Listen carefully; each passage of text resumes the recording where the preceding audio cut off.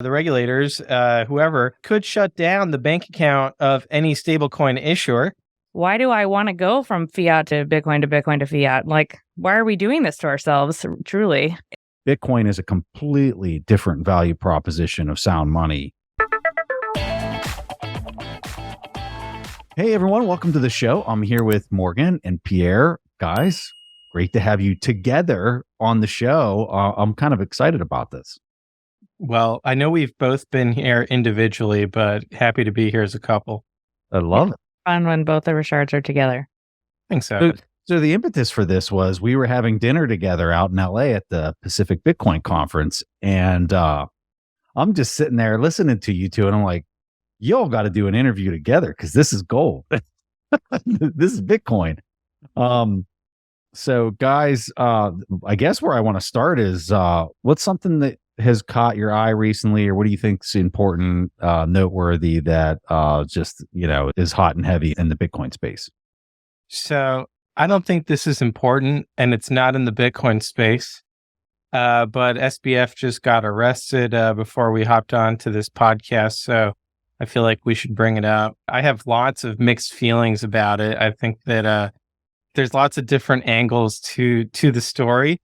But overall, I just feel like we were warning about SBF being a charlatan, frankly, long before he ever had his company explode or, be under suspicion of crimes.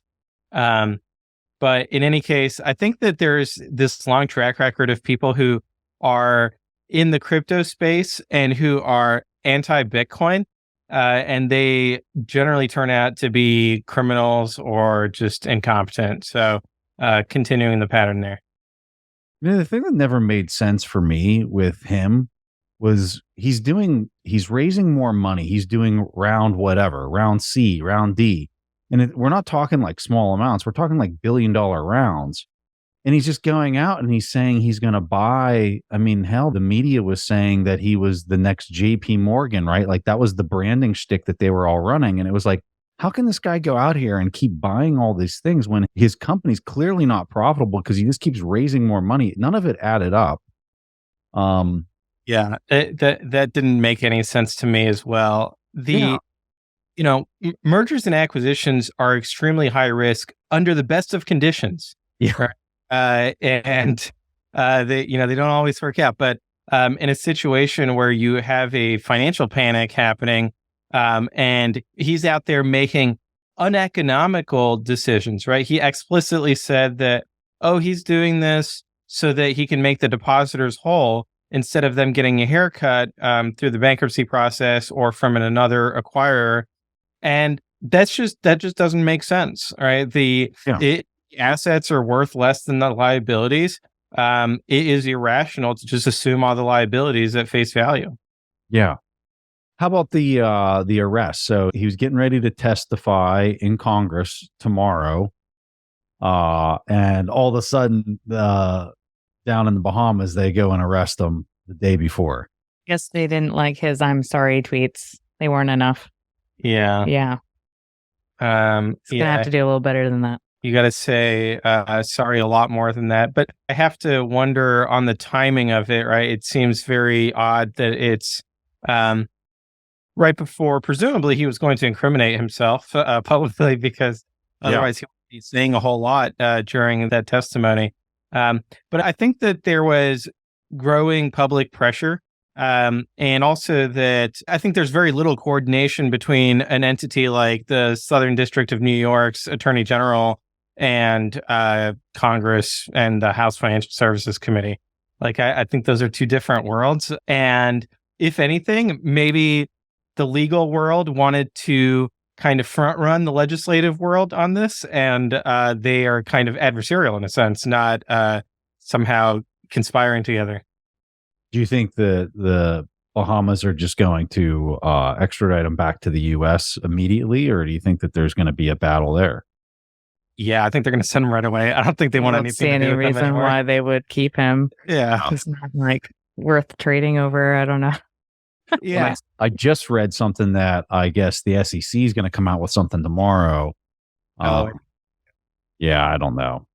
Well, there were a lot of securities related potential violations at FTX, whether it's one outright just trading of equity derivatives. And right, they had you could trade like Apple shares or a synthetic version of Apple shares at FTX.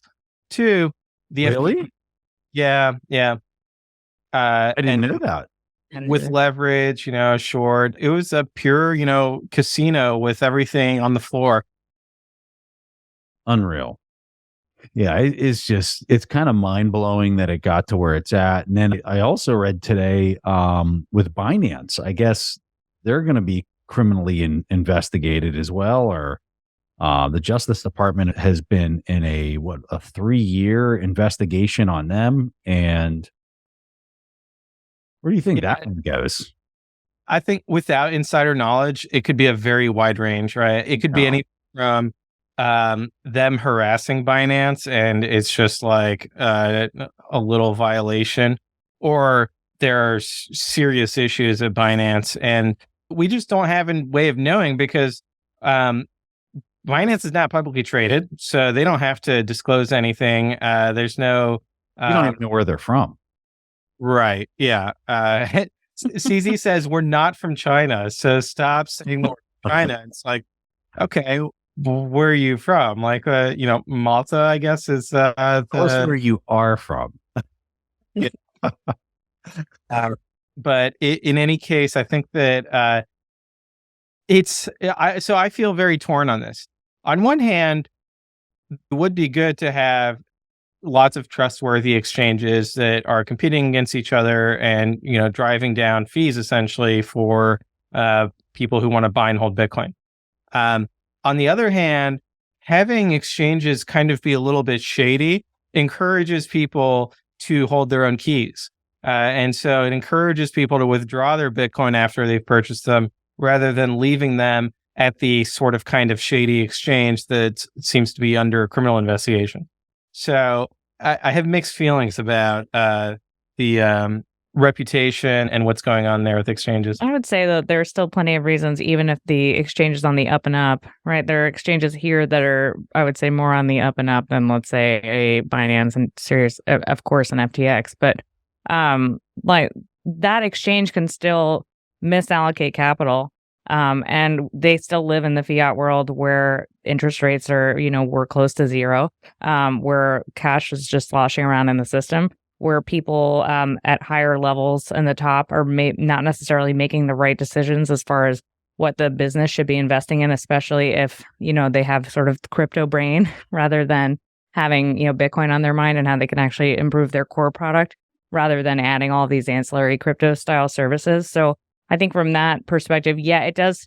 It's more of a jump though, right? Than, okay, this shady exchange, I probably shouldn't leave my coins here. But meanwhile, an exchange that's on the up and up can still make bad investments, which could then still lead them to a place where they could potentially want to take customer deposits or be tempted to do so, and then therefore find a way to do so. So if you're leaving your coins at these places, you're still at risk. 80,000 Bitcoin, like not negative 80,000 Bitcoin on the balance sheet. At least that's what we're told. I mean, that is some significant amount of Bitcoin that are missing that were paper Bitcoins. What are your thoughts on the other potential paper Bitcoins that still exist that haven't blown up? How about moving forward? How do we guard against things like this? What are some of your thoughts in this area? Yeah, so first of all, it's impossible to know, with any level of certainty of third-party custodians, whether they are 100%, backing their Bitcoin liabilities with Bitcoin assets. Second, there are entities where we can have more confidence, or we can, if we're thinking about it on a spectrum kind of just total bozos like FTX or Celsius, and then a little bit more certainty was like the BlockFis, right, where people were presumably managing their risk a little better, although with what has come out about these unsecured loans and all of this, now BlockFi clearly is under question of whether it was legit or not. They were making questionable international loans as well. Yeah. But then you've got companies like Coinbase that are publicly traded and they disclose, all of their information, and they have auditors, walking around the building. And then entities like GBTC and Grayscale, where, if anything, I would actually argue GBTC is kind of a reverse of paper Bitcoin in the sense that they seem to have more real Bitcoin in terms of value than the value of the shares that are trading at a discount relative to that. But the only way to have any confidence in you actually owning Bitcoin is to withdraw the Bitcoin to your own private keys, whether it's in the form of a single signature hardware wallet, a software wallet on your phone, or a multi-sig with hardware and software, and then verifying that withdrawal with your own Bitcoin node. Anything less than that, you are trusting a third party. Like, that's just how the system operates. I want to read a quote. So Doomberg, I'm assuming you guys are familiar with Doomberg. He recently wrote something on GBTC. Here's the quote at the end of the article. He says, "In my opinion, there are two likely possibilities. First, they have been loaning out GBTC Bitcoin. So if they show the addresses, people will be able to see Bitcoin leaving and entering the trust when they should only be entering the trust. Alternatively, they have accepted stolen, dirty Bitcoin from money launderers and gave them clean GBTC to liquidate. There's literally no security risk in GBTC showing where the Bitcoin are on the blockchain unless they've been doing something that they shouldn't have been doing. In that case, releasing the wallet addresses would expose them." What are your thoughts on those two conclusions? Yeah, it's hard to take the security argument super seriously. I would say here would be the steel man for the security argument. When they were talking about the security, they were referring to this proof of reserves idea of them signing some kind of message using the same private key that they are holding the Bitcoin with, right? That generated the addresses that were receiving the Bitcoin. And there is arguably a security risk anytime that you are accessing the private keys, especially if you are feeding in arbitrary data that is kind of unrelated to signing a transaction. So I would imagine that Coinbase Custody has a very well-established security protocol that they've been relying on for years and that they have a lot of confidence in. And that if somebody's asking them to modify that, it's not something that they would take lightly. And I think in this situation, they're just weighing the fact that they would have to update all of these Sarbanes-Oxley internal controls documents in order to accommodate the proof of reserves, which is a headache. And I'm familiar with that from the world of auditing, that if you're a public company and somebody's, this is really the most sensitive part of Coinbase is signing things with the private keys. So I can understand them saying, "Hey, look, like, we're not going to bother with this. We know the Bitcoin are there. And if you guys don't believe us, then like, too bad." But why not have some type of third party come in and validate it for them? Like some they have Bank of New York Mellon and one other auditor on there. Well, BNY Mellon's not an auditor, so I don't know what the relationship is there. They have a custodial relationship though with both Coinbase and Bank of New York Mellon, was my understanding of the product. So it's not just that things are at Coinbase; it's also that Bank of New York Mellon is in like a trustee capacity. Yeah, and like I don't want to defend GBTC. Yeah, we're not. Because, we're not here to yeah. No, I know. But the discount stinks. I mean, the discount is screaming that there's something wrong. Well, to me, the discount. I'll let you. Okay. Well, sorry. I think this is why I loved our dinner. This is exactly why I loved our dinner. Go ahead, Pierre, and then I want to hear Morgan's. There's a structural problem with the product. Yeah. And so The problem is that this product was one that was really easy for people to buy during the bull market, and it consistently traded at a premium for a very long time. And there were a lot of arbitrageurs who put on this trade of essentially believing that they can buy GBTC at par, right, at the real Bitcoin price, because they are institutional investors who have the ability to do that. But then they have to hold it for a year, and then after a year they can sell it at a premium. And so in their minds, this is a risk-free return, and they put on a tremendous amount of leverage to execute this trade. So with the bear market, the trade reversed, and with the reflexivity of it, that's why we now have, I think it's a 50% discount, because you had all of these leveraged traders essentially be put into a position of forced selling on a really bad trade. And so because they have to wait for that full year is why you just continue to see them getting out of that trade, not all at once, but maybe gradually. Is that why the discount continues to persist for so long? That and kind of the cascading liquidations that they're carrying interest. I think if you back up, though, about what the product actually is, then it makes a little bit more sense. So I think when people see GBTC, they automatically assume that it's an ETF and how an ETF structure works. But really, it's more like a closed-end fund.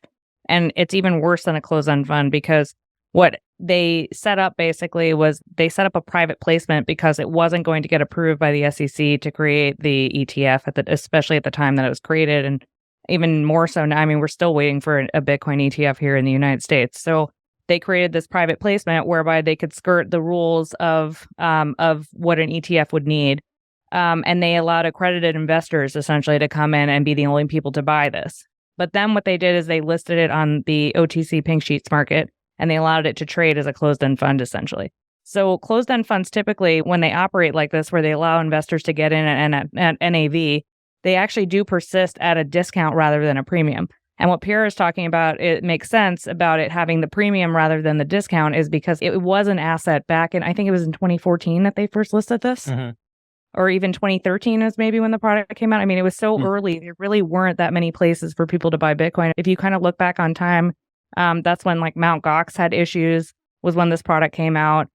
There were other exchanges that Charlie Shrem's exchange went under for money laundering and other violations of money transmission at that time. Coinbase was one of the only ones who sort of made it through. I think Circle might have first came out at that time as well. So there really weren't a lot of places for people to go and buy Bitcoin. And they weren't able to do it in a way where they could easily get money from point A, their bank account, into the exchange. So it was a much easier way for them to just say, hey, I can buy this thing on the Pink Sheets, and it's okay if it has a premium, because who cares? I just want to have access to Bitcoin. And so basically, if you were an accredited investor, you were able to get in at NAV.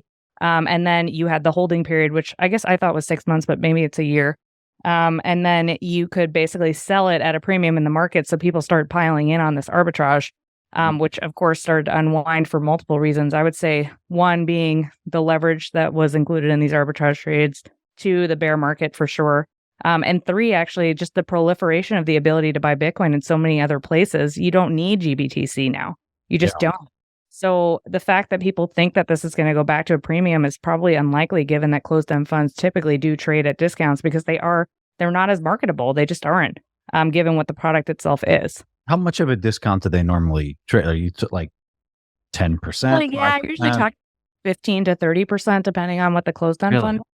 And then the other thing to take into account regarding what I think Hodl Magoo is who we were talking about, he said there were withdrawals coming out of they've been selling assets this entire time to pay their 2% fee along the way. So that's what the sales are basically to cover that fee. And they pass that through to the investor. Anyone who holds this gets a 1099 that basically says that they sold small amounts of Bitcoin on a monthly basis, or small amounts of GBTC, actually, I should say, not Bitcoin.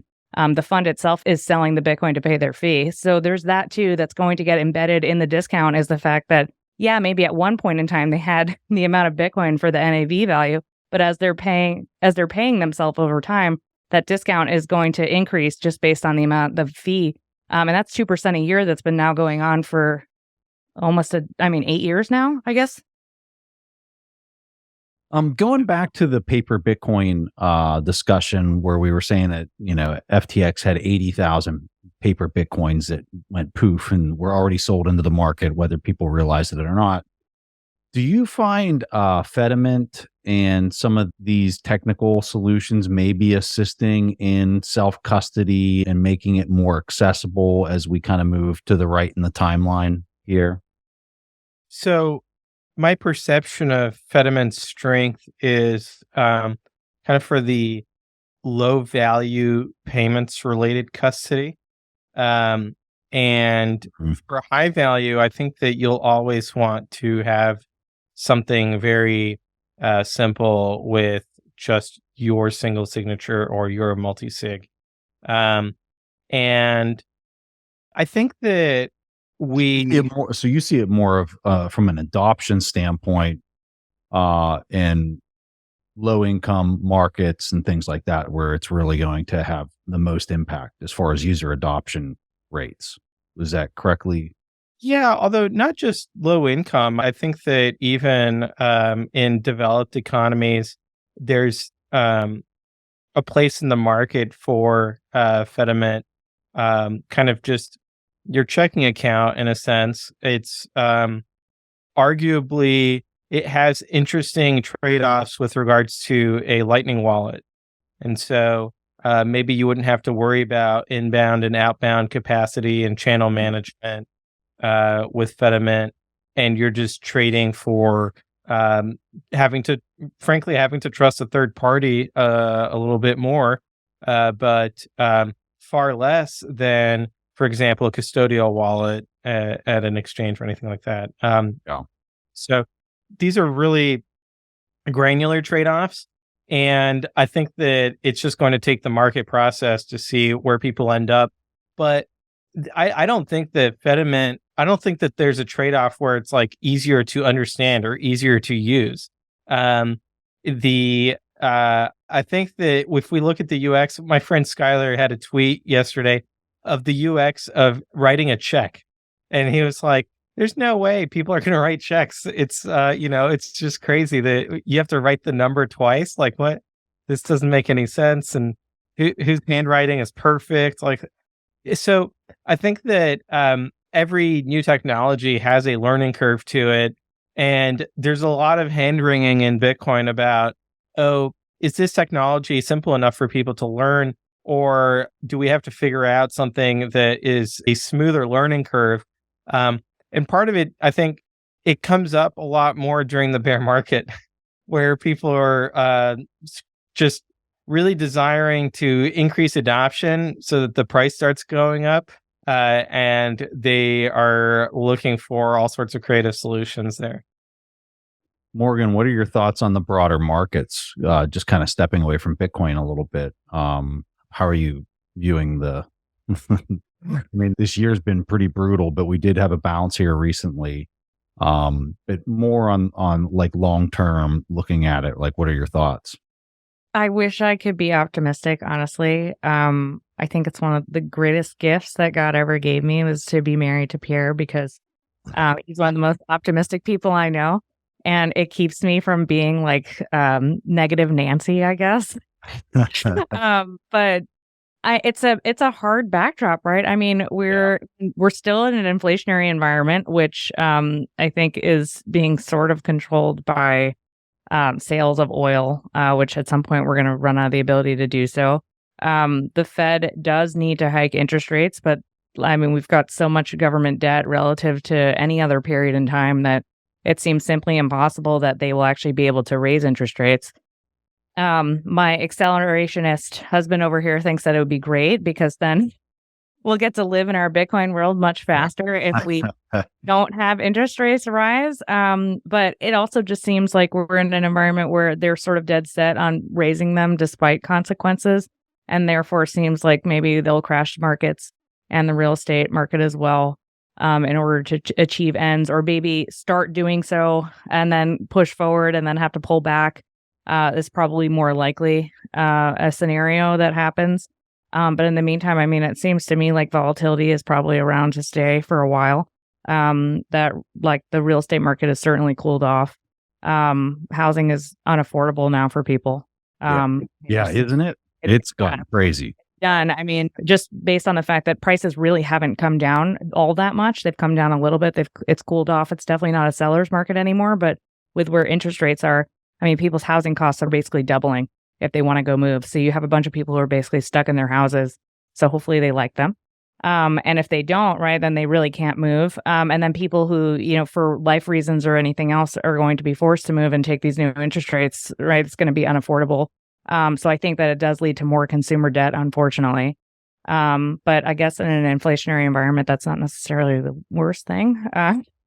But I mean, people really should be saving, right? At the end of the day, that would be ideal. And that's just, it's much more difficult to do with 8+% inflation per year. So I'm not super optimistic. But then again, markets seem to do what they're going to do regardless of my thoughts about them. So I could be totally off base and things could just, go up 100% between now and next year, right? I mean, to that point, so much of it is a manipulated market, and central bankers could reverse course because Bank XYZ blows up, and it could create this total contagion in credit markets. And so now here we are in an easing environment, kind of at the snap of a finger that nobody saw coming, because you got 3 people in a room deciding how many, fiat units are in the system. And so I think I'm with you. Like, I hate sitting down and saying, oh, well, it's going to be doom and gloom, because if we're looking at it right now, everything the math all points towards that. But if they come and they drop another 5 trillion units into the system because of credit contagion that pops up next week or whenever, it can just change everything on a dime. So yeah, it's crazy. It's definitely hard to have price predictions right now for sure. Yeah. I think that it's all the more reason showing us why something like Bitcoin is incredibly important. And if people aren't getting it this time, then, I don't know how many times you have to be bashed over the head to see that you don't want a group of people making decisions about where money goes, what interest rate should be. Like, I mean, they're just as human and fallible as the rest of us. So I'd say more fallible. Yeah, they're more fallible also because they think that they know, I think. Whereas, if you have a little bit of humility and you accept the fact that you don't know, you're not going to try to make these decisions. And so it's better to have a stable monetary policy that you can know and rely on to make economic decisions, both for your household and your business and for everything else around you. That's going to help people more, even with price volatility. That's going to help people more than wondering what a group of people in some FOMC meeting are going to decide. I wanted to talk to you, Pierre, about Taro. This is something that keeps coming up quite a bit right now. And I think a lot of the people were talking about it because there's talk of issuing stable coins on Bitcoin Lightning. Can you explain what Taro is, and then also kind of your thoughts on how technically sound something like this is? There's people saying that this is going to cause problems for Lightning. Just kind of walk us through all your thoughts on it. Yeah. So the concept is that basically you would be able to issue any kind of asset using an on-chain Bitcoin transaction that is creating a special kind of output. And then you would be able to transfer that asset in a Lightning channel. As far as I can tell from a technical perspective, it works fine. To me, the real questions are on an economic and kind of almost legal level. And utility. Utility. Well, I would put utility under economic, but well, sorry, you go. Yeah. There's a lot to unpack on this topic. So first of all, just in terms of asset issuance, there has been asset issuance, quote unquote, on Bitcoin before. I'd point to like Counterparty, for example. And I find asset issuance to not be interesting because I think that it distracts from BTC, from Bitcoin, the money. And so anytime people talk about asset issuance on top of Bitcoin, I kind of roll my eyes because to me, it's it's neither here nor there in terms of how important it is for the world because, fix the money, fix the world. The other part, I don't know if you wanted to respond to that, Preston. Yeah. So when we look at stable coins to date, there's obviously a huge amount of demand for stable coins, especially if you go into, we'll use the terminology, third world nation states that just want access to some type of sound currency relative to their local currency, which is a disaster. They want to hold something that can protect their buying power as they're paying expenses each month. And so when we look at stable coins across all these other protocols, whether you're talking about Ethereum, Tron, whatever they are, right? I don't know what the number is, but we're probably talking 60 to $100 billion in stablecoin issuance. When I talked with you out in LA, I didn't know the answer to this question, but I asked you, I said, how much if I wanted to send you $1 as a stable coin on the Ethereum network? I said, how much would the fees be for that? And you laughed at me and you said it'd be about $5. And then I just, I was aghast. I couldn't believe that to send a small transaction in a stable coin would have such enormous fees to do something like that. So when I look at this, I suspect the fees are extremely low on Lightning to send a $1 stable coin over the Taro protocol. Is that correct? And do you see value there? So let me just clarify that high fee was in reference to on the Ethereum network. And it turns out there's a lot of Tether stablecoin activity on Tron because Tron is the low fee network, and it's kind of, you could call it the Bcash of Ethereum, and just as centralized on both of them. Centralized. Yeah, become more centralized. It's a knockoff of Ethereum, right? It's all the same kind of underlying engineering, which is really convenient for folks. But the fascinating thing is that I get DMs on Twitter from people who have gotten scammed by an impersonator of mine or of my employer, and they got scammed out of a stable coin on Tron, right? It wasn't out of Bitcoin that they got scammed. And also people just like asking me for money, and they always send me a Tron address and ask for a stable coin. So without a doubt, there is demand. And I'd characterize it as there is demand for dollars everywhere in the world. It is, a known brand. For now. Well, for now. And the convenience of having this be digital is tremendous. And especially having it be permissionless. So you don't have to have KYC AML bank account. Instead, you just generate a private key and you can receive dollars. Now, I think that it's important to recognize the regulatory arbitrage happening here, which is that normally, when you're looking at ACH or wire transfers or SWIFT, there's KYC AML involved, right? Where both the recipients and the senders are known to the banking system, and stable coins on blockchains.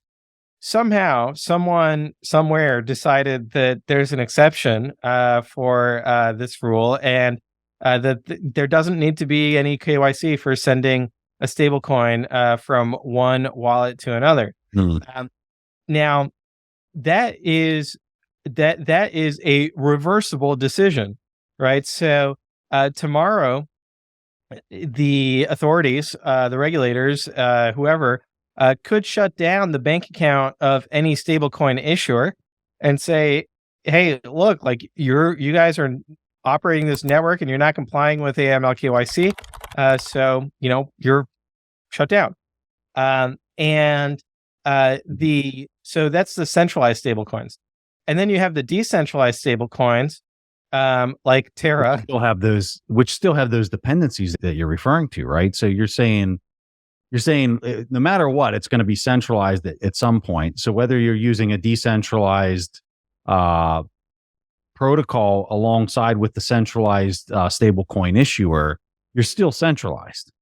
Right. So we regularly see stable coins get frozen on chain, right? So it's not like it's a free for all. At the end of the day, the stablecoin issuer is the one who decides who is actually holding the asset or not. Yeah. So, for example, when Ethereum had its hard fork with the merge, USDC came out and said, hey, look, all of the USDC that is on the proof of work chain is no longer valid, and we won't honor that. Only the USDC on the proof of stake chain is real USDC. And so it is 100% centralized. There are the algorithmic stablecoins, and the problem with those is that they just blow up like Terra did with Luna. So those just are perpetual motion machines that don't work. And then you have folks like Maker, and when you look under the hood, basically it's they have 70% of their portfolio is USDC, so it's a centralized stablecoin, and then 30% of it is some variety of other crypto assets, and then it's worth $1. So this is basically repackaging centralized stablecoins into decentralized wrapping paper. But that would not work out very well if USDC was to be frozen by the regulators or whatever. It's the so other point. I'm sorry. I was just laughing because like anytime I feel like I might have a different opinion than Pierre, and then I hear his rationale why, I always then revert to his same opinion. Go ahead, Morgan. What do you got? The point you made to me that I really liked when I was asking you about Taro was the Ripple argument. That basically Ripple's argument a long time ago about why they were valuable was that they could take fiat, roll it over the Ripple rails. So you go from fiat to Ripple and then back to fiat, and your fiat gets there very quickly. And will be the rails that get your fiat there. And that when you brought that up, I mean, it literally is what Elizabeth Stark was saying in her interview about Taro, is that we could be the rails for fiat. And so you're just thinking to yourself, okay, why do I want to go from fiat to Bitcoin to Bitcoin to fiat? Like, why are we doing this to ourselves, truly? And Ripple didn't have a use case back then. It doesn't have a use case now. And so I see the same fate for Taro, really. Yes. Yeah. I want to preface this, though, with I have a tremendous amount of respect for Lightning Labs. Yeah. They have been a key part of my Bitcoin journey. I've really only ever used LND, their Lightning node implementation. And there is a case for asset issuance. I just don't think that it's one that I'm interested in today. I think that the focus should be 100% on Bitcoin. The other point on the XRP Ripple parallel is the cost. As you mentioned, shouldn't the cost be lower with Lightning? Well, not necessarily if you're having to flip in and out of BTC. Whereas on Tron, you just send the stablecoin, along at a very low fee. You don't have to ever convert it into the native Tron currency or anything like that.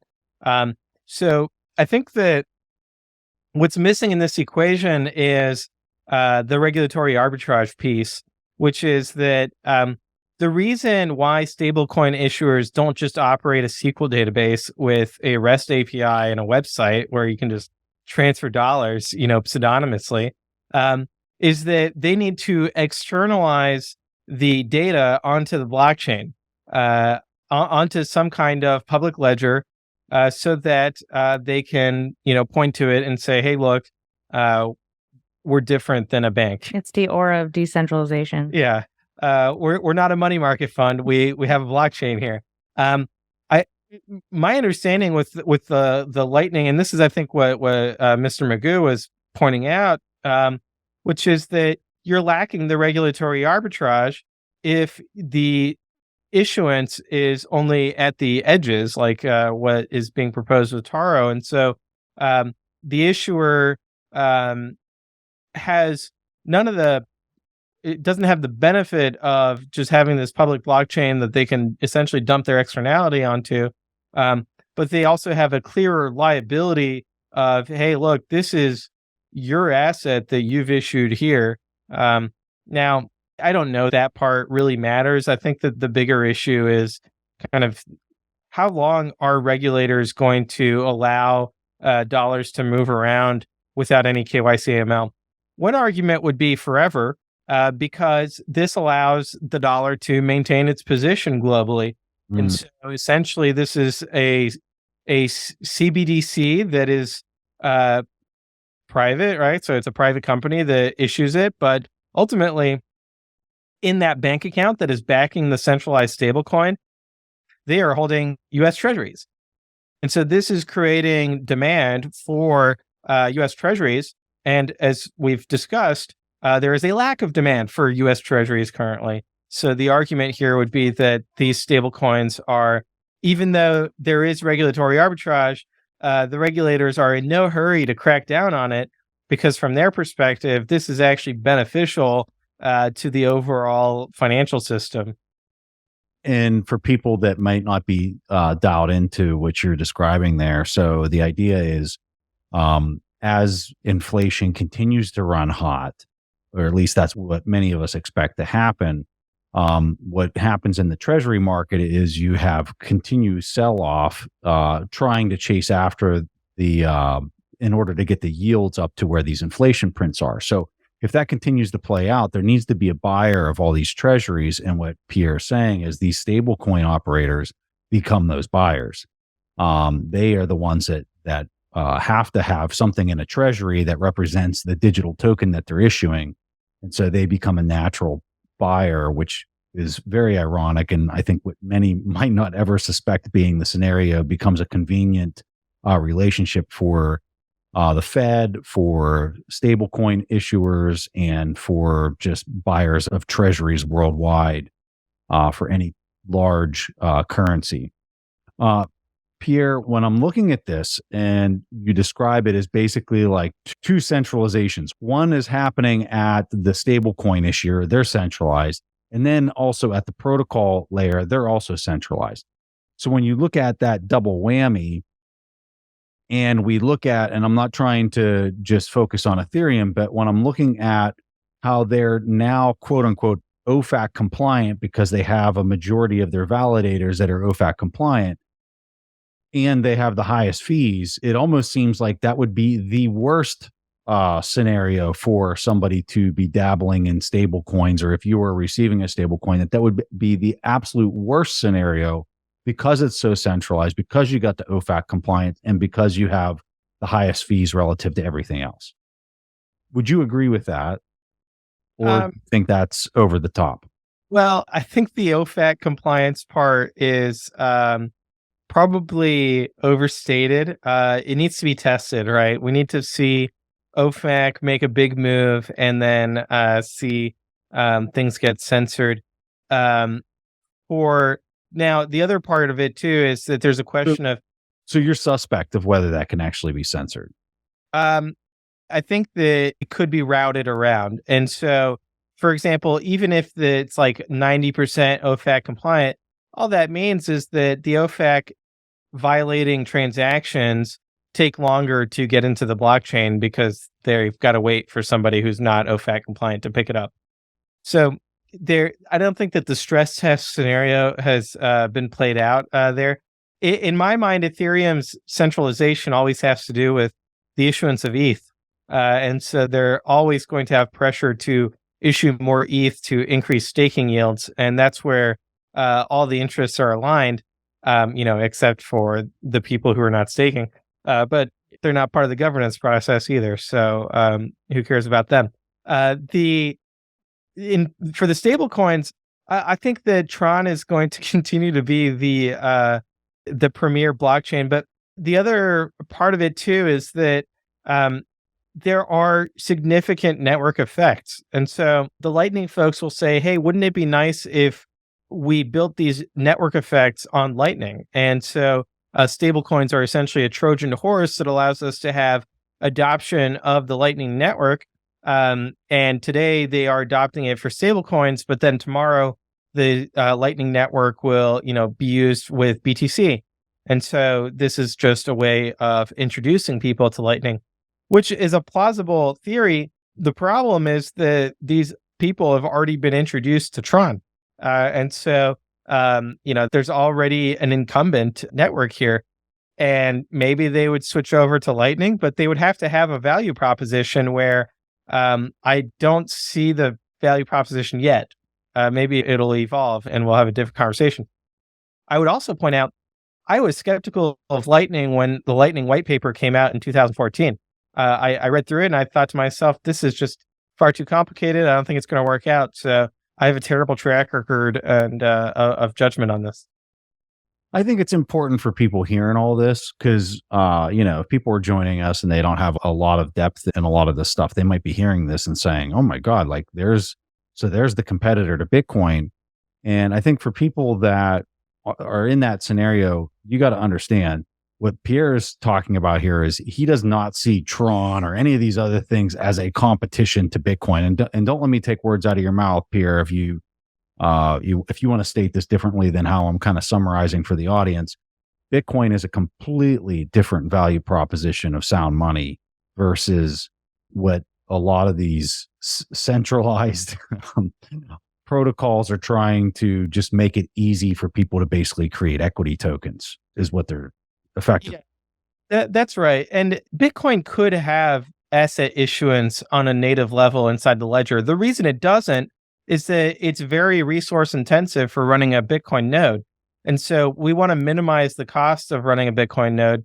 And that means that we have to put on resource constraints, which means that we want the Bitcoin network, Bitcoin nodes, the Bitcoin blockchain to be a ledger for BTC and not a ledger for any other asset.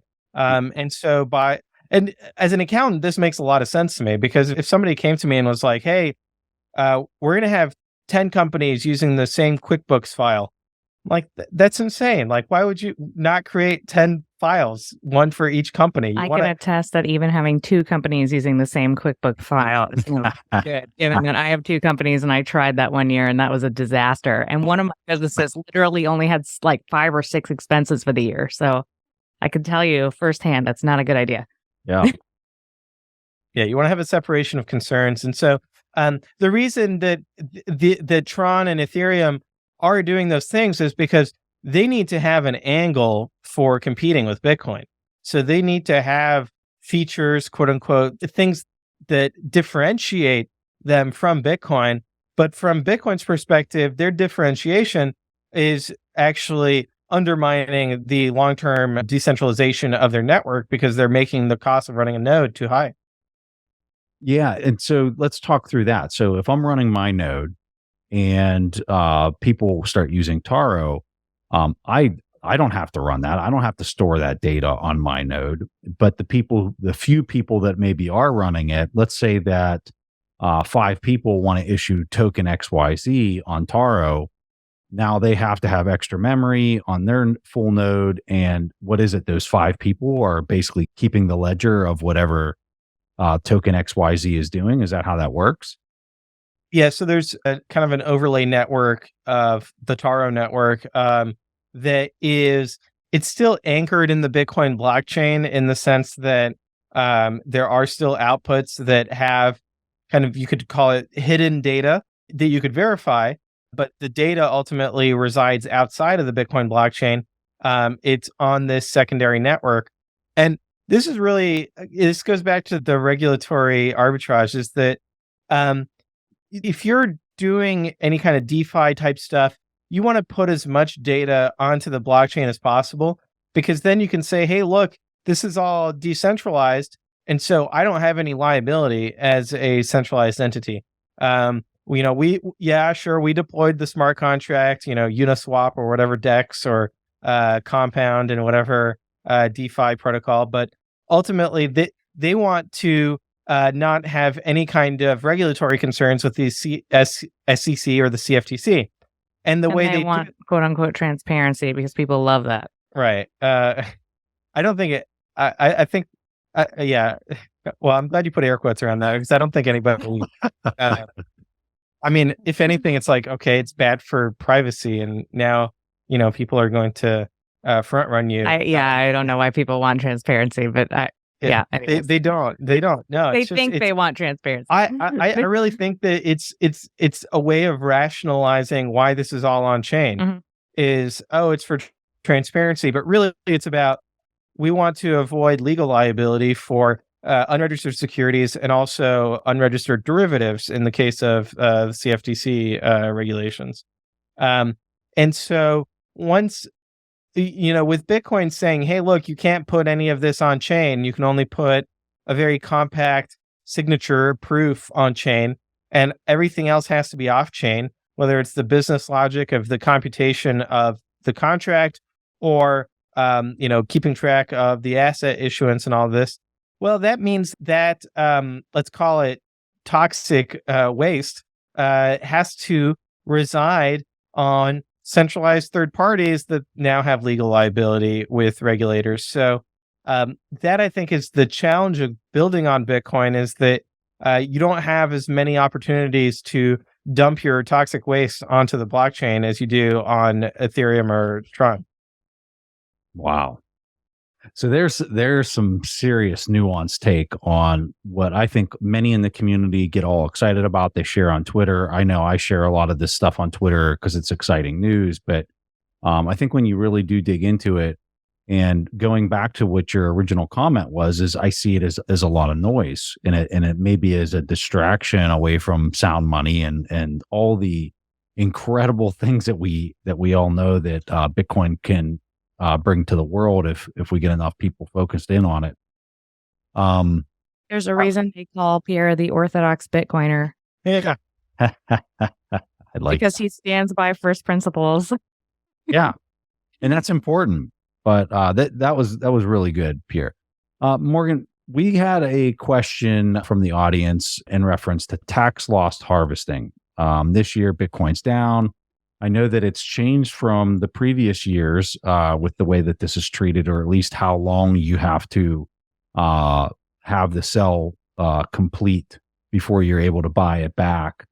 Talk to us a little bit about this and maybe some ideas that you have on tax harvesting in general, because I know the broader markets are down as well for people. Yeah, so the way tax loss harvesting works is that you are allowed to take a loss in your asset, provided that you actually take a step back from that asset and really come away from that asset. So originally the way that the loss rule was written was that you can't just sell your GE shares at a loss and then buy them back a second later. That would be considered that you were still holding it the whole time.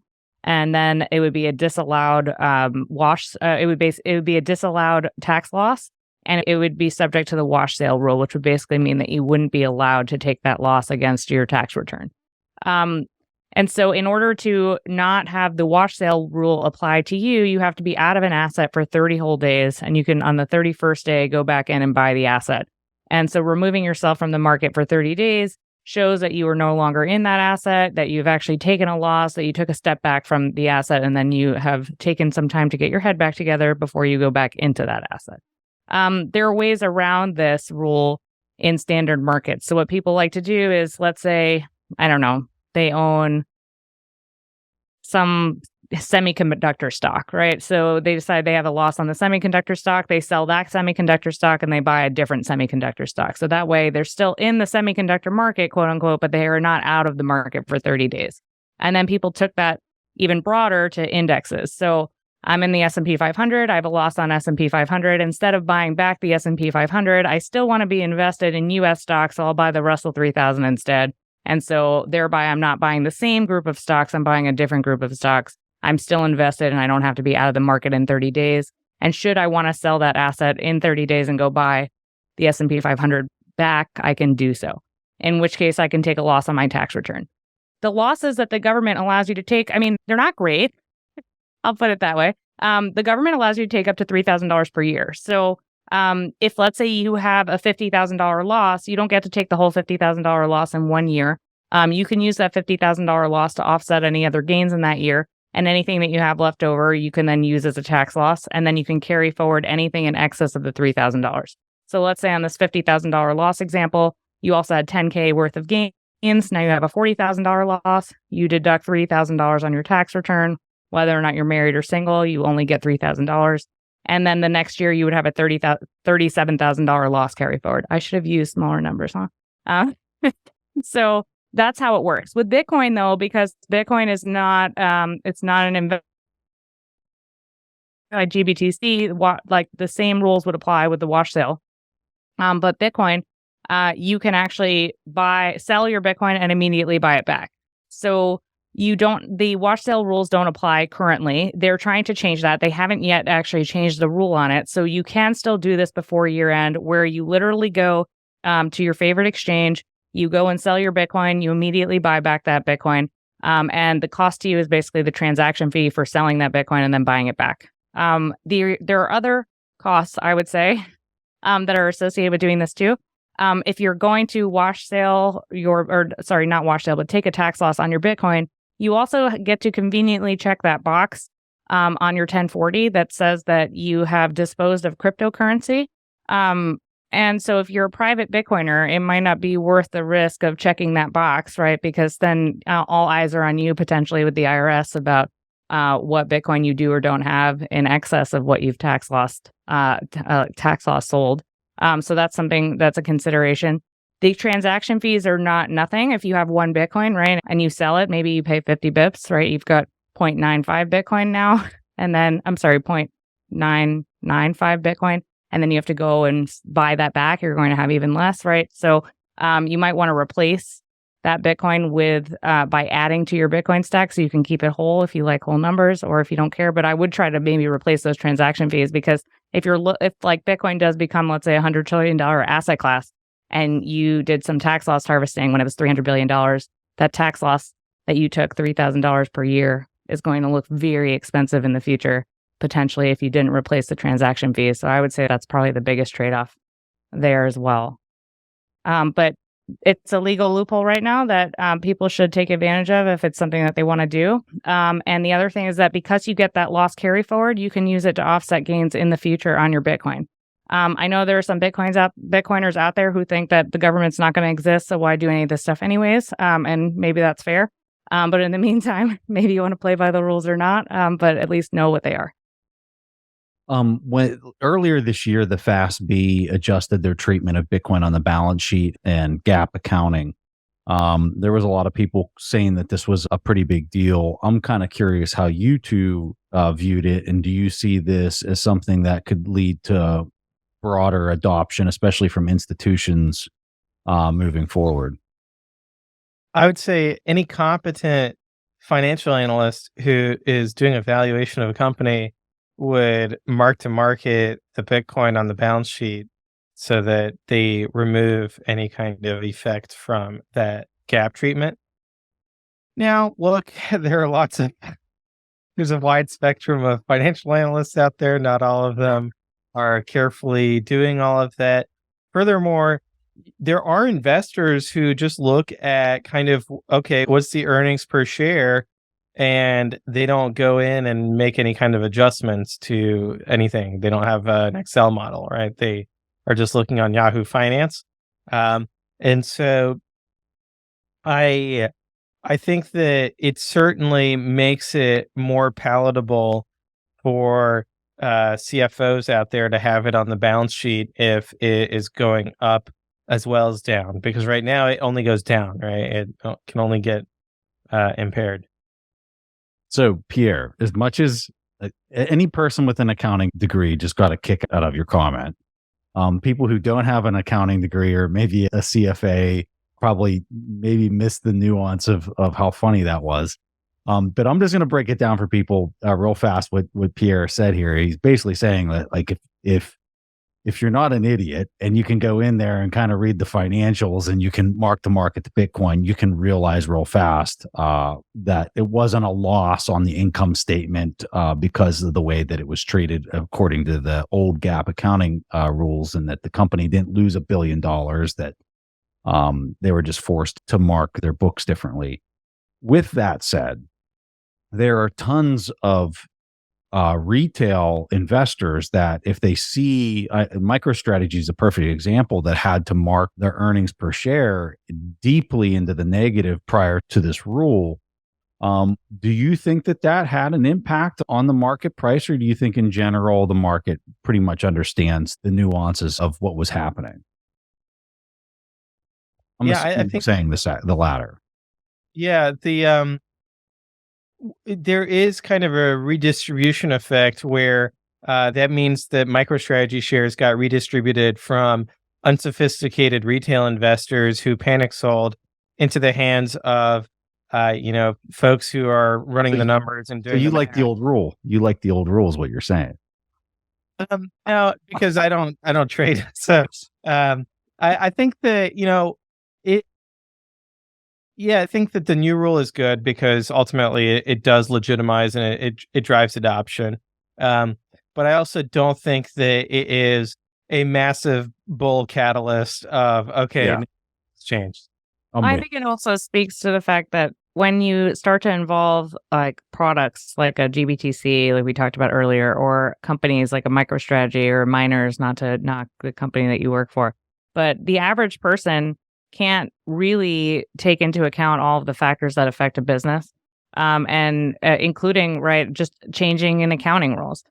These are things that analysts are looking at all the time, that they're up on, that even the best of analysts get wrong, unfortunately. And so for the average person who's just going to go look at Yahoo Finance and look what earnings per share is, right, you're not going to really get a good indicator of whether or not the business you're looking at is really a good business to be purchasing, in which case Bitcoin is there for you to just go buy Bitcoin, right? I think that it's so hard for people to just look at Bitcoin and say, okay, I'm just going to go buy Bitcoin. I'm not going to worry about the rest of this stuff. But every single signal points people to that direction of this is the only thing that you need to do. This will make your life more simple. This will take a lot of the angst and other issues out of investing, and make it easier for you to just save money the way we were meant to save, and leave investing for the people who want to take extra risk. And so it just seems like time and time again, we're being pointed in this direction, but people just have blinders on and they can't see it. Yeah. I think if you're using tools and you're saying, let me filter all the unprofitable companies out of this filter, and you're using it that way, I think the new accounting rules are going to be very helpful for people that are maybe looking at things that way. But great points, guys. Last one I have for you. Believe it or not, we've already been talking for more than an hour here, so that went fast. Okay, so transaction fees. This one seems to be coming up a lot. I don't know if this is FUD or what's driving this, but there's a lot of people that just keep bringing up this idea that in the long term, Bitcoin's reward for mining blocks continues to go down, and it's not going to be enough of an incentive to continue to secure the network long term, or that there's going to be these issues that materialize in decades from now. And Pierre, you wrote a comprehensive response to this question. It was a 23-page report. We'll have a link to that in the show notes for people that want to really kind of dig into the granularity of this. But give us the down and dirty on your response to people that are bringing up this argument. Yeah, so I think the place to start would be kind of, okay, what's the extreme outcome here? The extreme outcome is that this, what we call the subsidy, which is the new Bitcoin being added to the ledger, that's what gets cut in half every 4 years worth of blocks. And so by the year, I think it's 2130 or 2140, it goes to zero, but it's already immaterial long before that. I think in the 2040s, it'll just be very few Bitcoin or Satoshis. And so if we take the extreme of, okay, that goes to zero, and let's assume for a second the transaction fees grind down to very little as well. So little that there's only enough revenue for one person to be mining on their laptop. And so the outside observer looking at this would say, hey, look, Bitcoin is 100% centralized. You got one person who is mining Bitcoin on their laptop, and the entire global economy, all of their, what we would use as trillions of dollars of transactions. But, at that time, the dollar no longer exists. The entire global economy runs on Bitcoin. and there's one guy with his laptop who is settling all these transactions every 10 minutes. So the outside observer would say, hey, this is clown world stuff, right? This stuff doesn't make any sense. Here's why it makes sense, though. If that one guy decided that he's going to start censoring transactions or doing deep reorgs, then what happens is that you have transactions start accumulating in the mempool, in the backlog of transactions that want to get into the next block, but are unable to because this guy is censoring them. And they start bidding up their transaction fees. And this attracts other people to start mining. And so now suddenly the revenue for Bitcoin mining has grown. And now there's enough revenue to justify there being competition from other miners. And the thing about Bitcoin mining is that it's permissionless. Even when there's only one person mining, it's still permissionless. Anybody can start mining and start competing with that one person. It's not a monopoly in the sense that they have a closed legal way of excluding competitors. Rather, it's really the most open possible market. So that's, I think, the crux of the argument. But that's not the only reason why transaction fees go up of censorship. The other reason transaction fees go up is when there's more demand for block space than there is supply. So when you've got lots of people trying to use Bitcoin, people call it network congestion. But really what it is it's transactions that are competing to get into the next block. There's a limited amount of space in each block so that we can keep Bitcoin decentralized by keeping the cost of running a Bitcoin node low. And so when you have network congestion, the transactors are competing with each other by bidding up transaction fees. And so as we saw in 2017, but also in 2019 as well, transaction fees did significantly go up. That to me is why long-term, I would expect transaction fees to continue to oscillate. They're going to continue to be volatile because I think that Bitcoin adoption waves are going to continue to happen. Eventually, we'll reach 100% adoption. And at that point, we can have some idea of, okay, here's what the equilibrium is for transaction fees on Bitcoin. But it's not just a demand story either. There's also a supply story on the technology side. So, for example, SegWit increased the amount of block space supply significantly. Taproot increased the efficiency of multi-sig. So now multi-sig looks like single sig going forward. And so there's lots of, and then of course, Lightning, layer 2 type scaling improvements that really compress the amount of transactional data that you can put onto the blockchain. So there's technology improvements that we don't know about yet that will be invented in 10, 20 years and 30 years.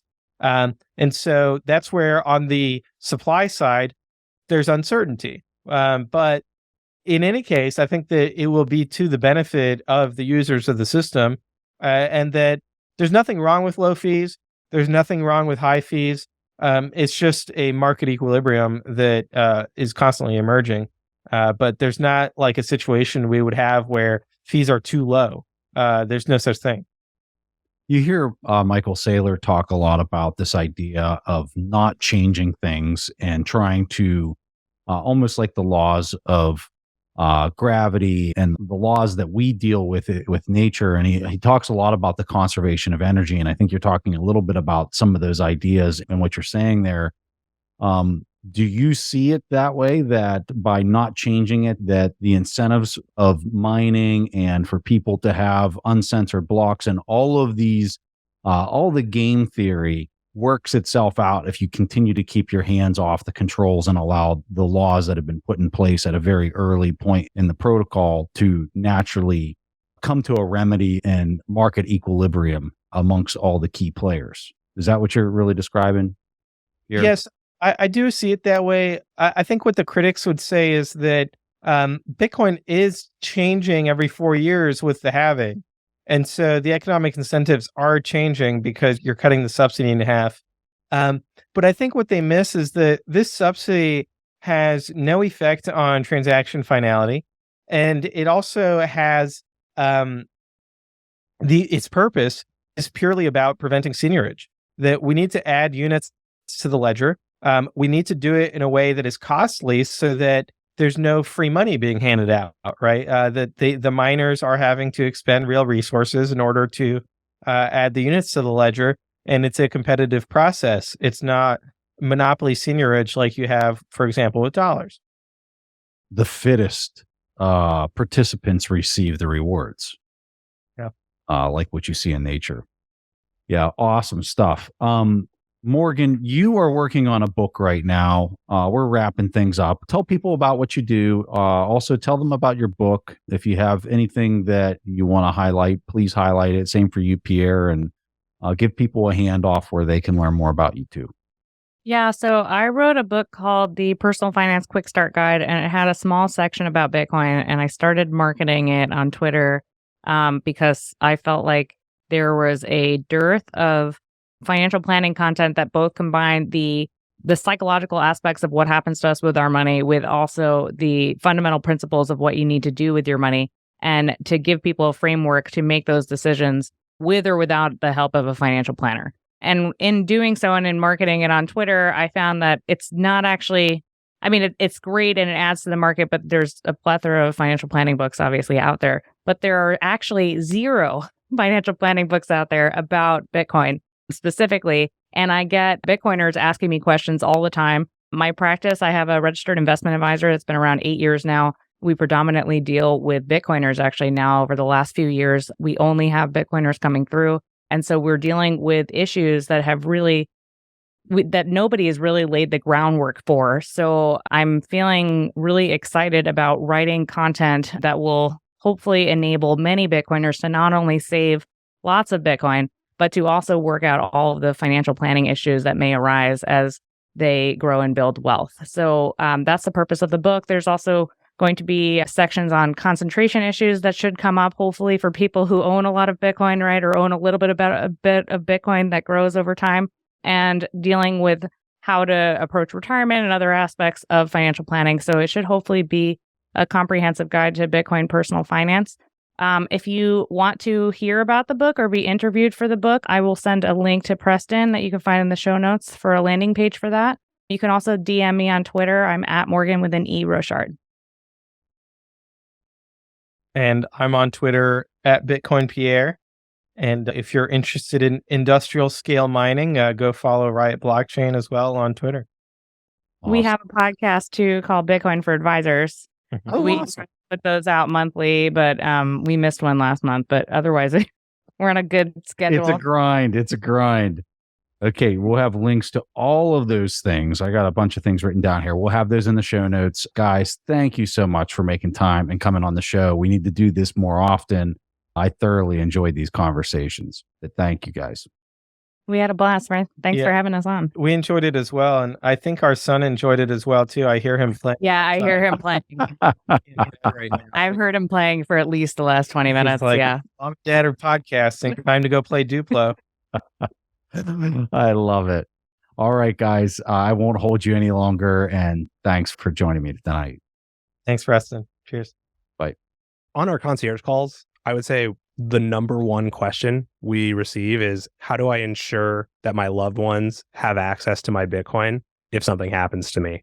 And for God's sake, if you have your Bitcoin still on an exchange, get it off. Should you get have it the off ability to do so?